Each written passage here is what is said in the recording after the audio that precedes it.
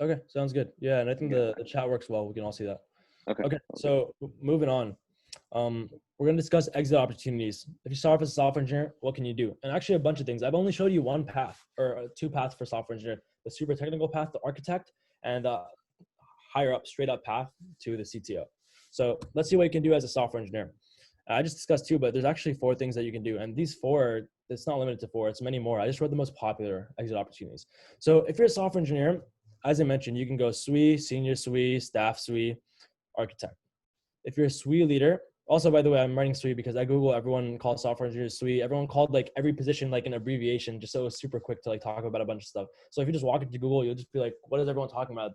It's a completely different language, like alien. So it takes some time to get used to it, but might as well just use an acronym. It's faster. So the second thing is a SWE leader. I discussed this with the second path, the one that had many more positions, SWE manager, SWE director, all the way to chief technology officer, right? And let's say you have a security focus, for example. If you're a security engineer, you're not going to go to CTO, right? You're going to go to like the chief security officer, or sometimes like the CISO, chief information security officer, right? So there's many different tracks, right? But if you're a pure software engineer, everyone wants to be a CTO basically. So that's the second path. Data scientist. This is something we have not discussed yet in this presentation. If you want to be a data scientist, there's many ways to do it. A lot of people go straight from SWE to a data scientist, but this is like the more guaranteed path where you start doing a little bit of machine learning, whether it be on the side, like with a different team on like, like a 20 or 30% of your time dedicated to that, or you kind of transition so that your main project that you're doing under your manager has some data science in it. Right. And sometimes they may call you an ML engineer, especially if you're working on like a lot of infrastructure that supports machine learning, data scientists, machine learning, like kind of like workflows. Right. So you can do an ML engineering kind of job. And then this actually is a little unfortunate, but it really helps these days to separate yourself to break into data science to get a master's. Right. So if you still feel like, oh, I'm an ML engineer, but it's still tough for me to actually get data science, like actual data science work, and I want people to notice me more. And whether it be in your company to like get promoted to data scientist, or whether it be to go to a different company, a master's may be the move. You got a master's, you come back, your people at your company respect you way more because now you're one level up compared to like the software engineers that all like are just like pleading to be a data scientist, right? That's something that whether it be a degree or not, it separates you from everyone else. So that's the data scientist path. And by the way, data scientists, a lot of people want to be the data scientist for many different reasons. Like a lot of the use cases for data science are very, very interesting, right? Like predicting house prices, right? Or recommendations for, let's say, like Facebook Messenger, who you're going to chat with, right? Or even like things that are more in the computer vision space, right? Like Snapchat filters that are just like more and more cutting edge, right? Detecting like moving parts like in the screen and stuff like that. Those things are what data scientists do as well. And it's a different type of data scientist. So there's a lot of very interesting stuff. And of course, the pay is a lot higher than software engineers if you're a legitimate data scientist. Last thing is entrepreneur. A lot of people don't really consider this, but if you're a software engineer and you're like, I don't want to listen to a boss anymore. I'm tired of reporting to someone, and I don't have to do this from the age of like 22 to like 65, right? You don't want to do that for like 43 years. You're just going to be like, I want to start my own company, right? If you start your own company, but you're a coder, you're a founder, but you're the founding engineer. And if you're a founding engineer and you end up going towards an exit means IPO or acquisition. Basically, everyone on your team gets like a huge payout when you get bought out by a larger company or go public. You make a lot of money, right? So a lot of people don't realize that, oh, I'm a software engineer, I can't be a founder. I need to have like a PM or someone that's like has more business acumen, like an MBA, be a founder. No, in fact, engineers are the best founders, assuming you have social skills as well, because then you have the best of both worlds, right? You have the business and you have the tech. People that just have the business, they need an engineer under them, and the fewer people, the better, right? I'd rather have a team of like just 2 or 3 instead of a team of 10 where all 10 are just doing completely different things and there's no overlap, right? So an example of a SWE gone entrepreneur is my friend Zuhair Musa. Everyone's heard of him. He's the founder of Levels.fyi. And he started off as like a software engineering intern at Uber, worked on a few software projects here and there. And then he was like, I just want to start my own company. So he started a company.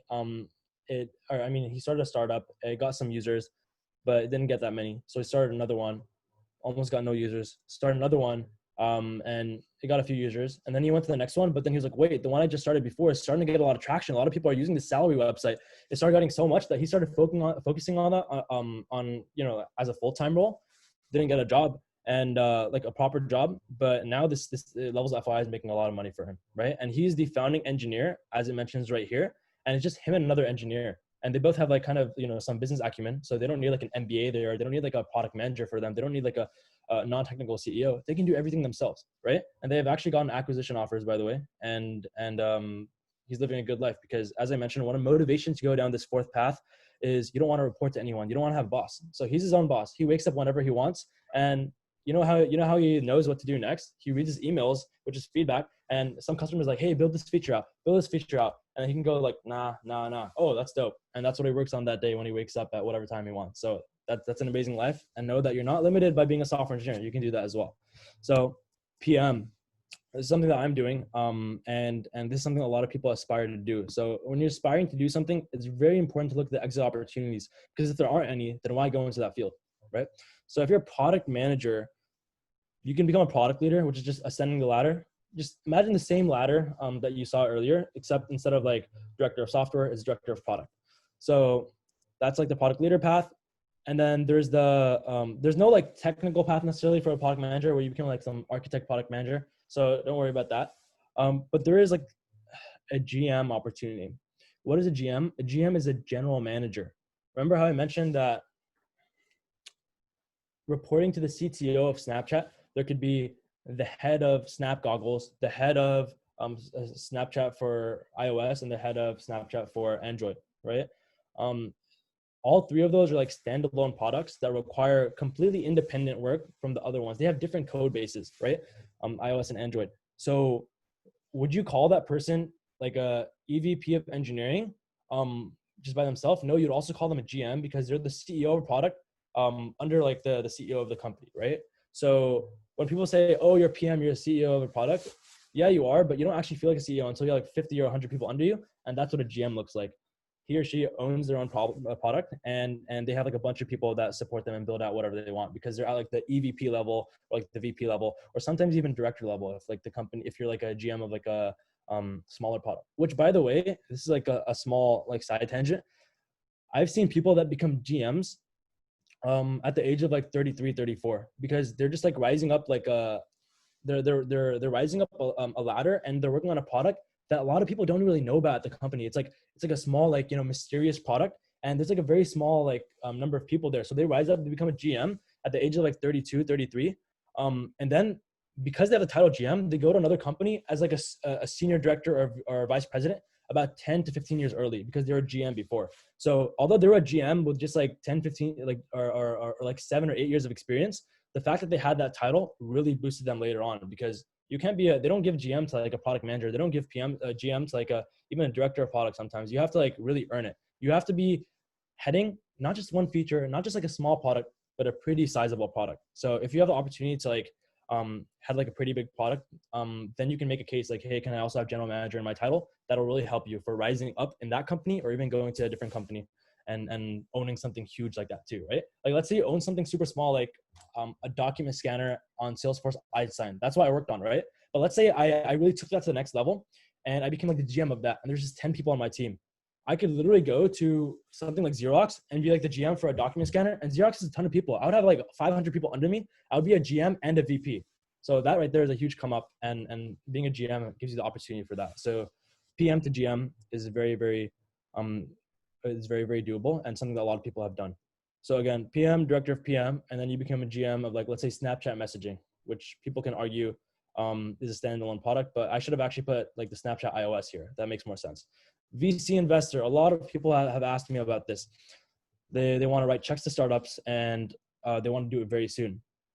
If you want to do it very, very soon, the path is not PM. The path is to be an entrepreneur. We're going to cover that in 2 slides. So if you want to go from PM to VC investor, here's the thing. When you're working for someone at a company, you're always going to be growing slower than if you were at your own company and it became the next Facebook. Everyone knows that, right? But people don't want to have the risk, and thus they're working on large companies.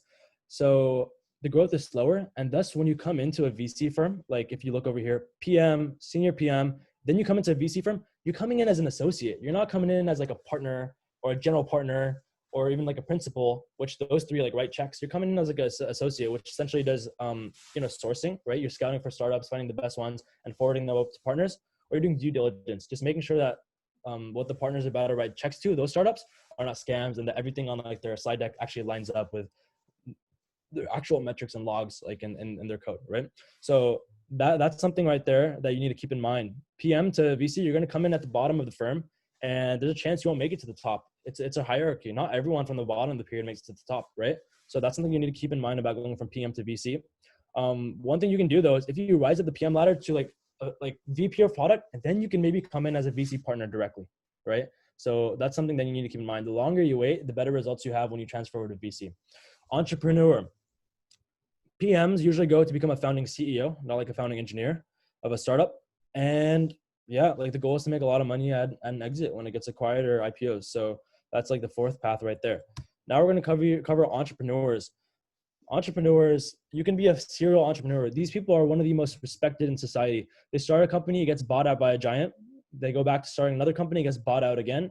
And they're just super successful. Not all their startups have exits, right? Some of them don't get bought out, but a lot of them do. An example of that is the founders of Cisco Meraki, right? They started Meraki, which then got acquired for a 9-figure exit number, which was just $1 billion plus.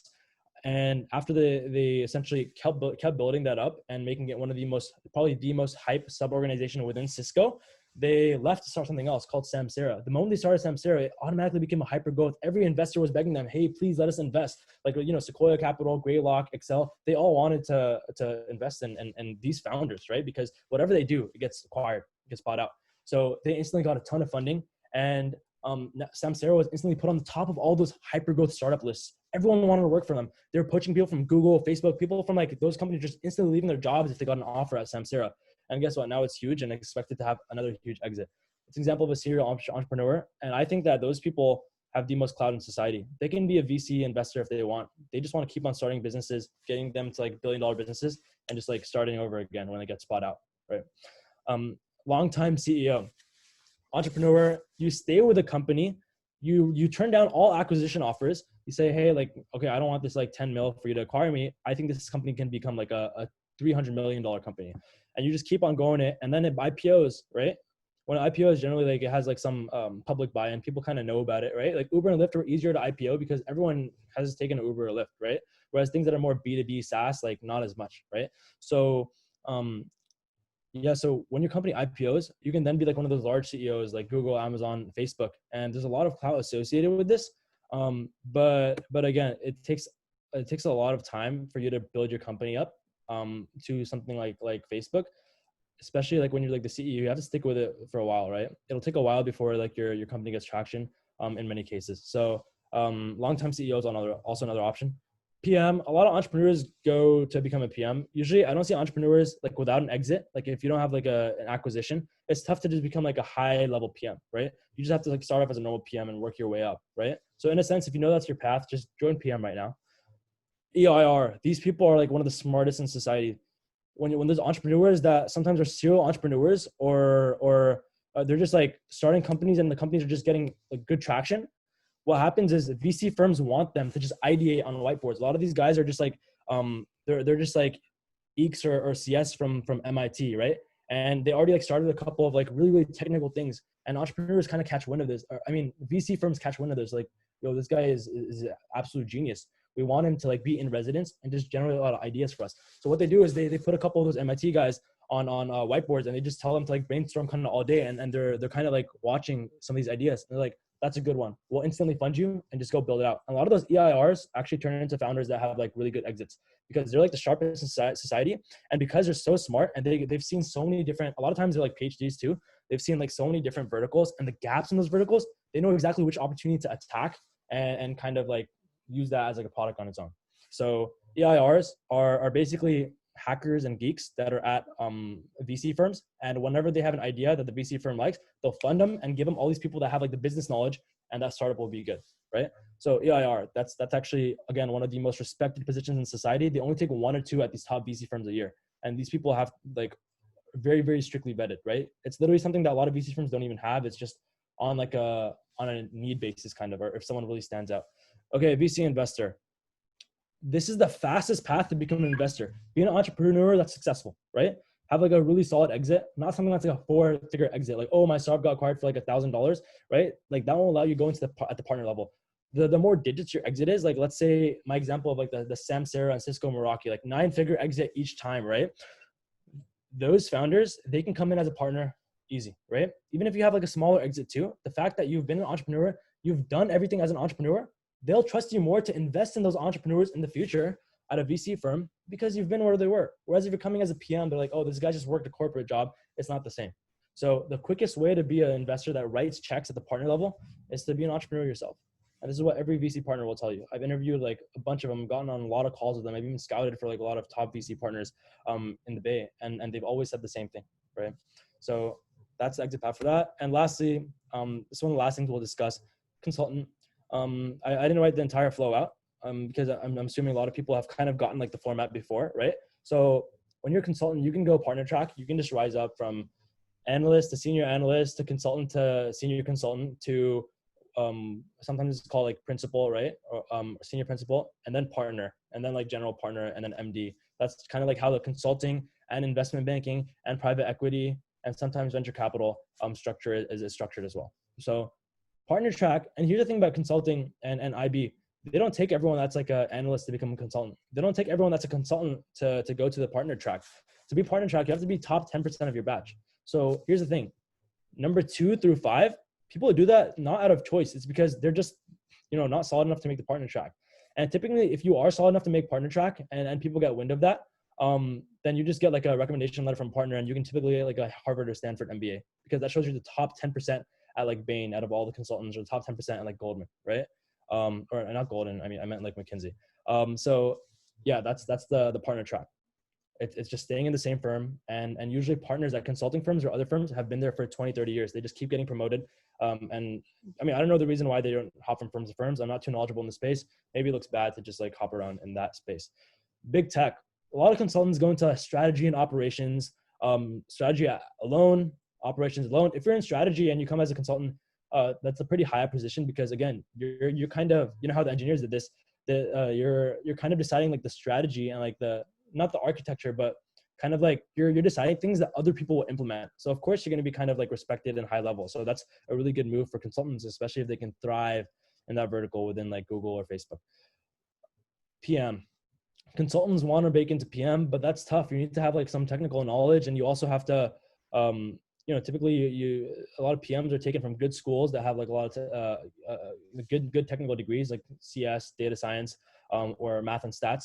And brand names are pretty important to break into these APM programs. So if consultants can't break into PM later on, what they do is they get an MBA and use an MBA to change their career and then go into product management, or to go into these two right here, private equity and venture capital. So as you can see, consultants, their exit opportunities are completely non-technical, because they're non-technical to start with. A lot of them are economics majors, and a lot of them are sometimes like even like English majors become consultants, right? It doesn't require technical understanding. And a lot of the time, consultants, like they chase positions like in private equity and venture capital. And since PM, private equity and venture capital are tough to get if you've never had any experience in that, it's like one of those loops where you just have to break in. Otherwise, no one will give you any attention. You need to get an MBA from a good school to, number 1, change careers. And number 2, it's like boost your resume and show them, hey, can I break into like your VC firm now, right? So people get like a Harvard MBA, Wharton MBA, Stanford MBA, or like if you're trying to go for a tech position, like, MIT Sloan's tech MBA. And what they do afterwards is then they can come into a private equity firm as a private equity associate investor, right? So you still have to go from associate to principal and the principal to partner, but they use MBAs to break into private equity. They use MBAs to break into venture capital. They also come at the associate level, and they use MBAs to break into PM, where they just become like a normal PM, but still, hey, like a PM's a job that is highly lucrative right now. Everyone wants it. And you got to interface with engineers, but you're not actually writing code, right? So you're chilling in a sense. And you also have like good influence, and you have all of those exit opportunities that I told you about over here, right? So this is like why consultants typically do what they do. And I'm open to questions. Hopefully that was useful. We're done. Okay, awesome. Yeah, I mean, Hamza, first of all, thank you so much for your time, man. Definitely just kind of, I mean, there's a lot of stuff on this that I already knew prior to coming in, but there's a lot of details that you mentioned that I think were super useful. Definitely going into like the nitty gritty of like basically each position and each workflow, and each kind of like path for the different positions. So that's definitely super appreciated.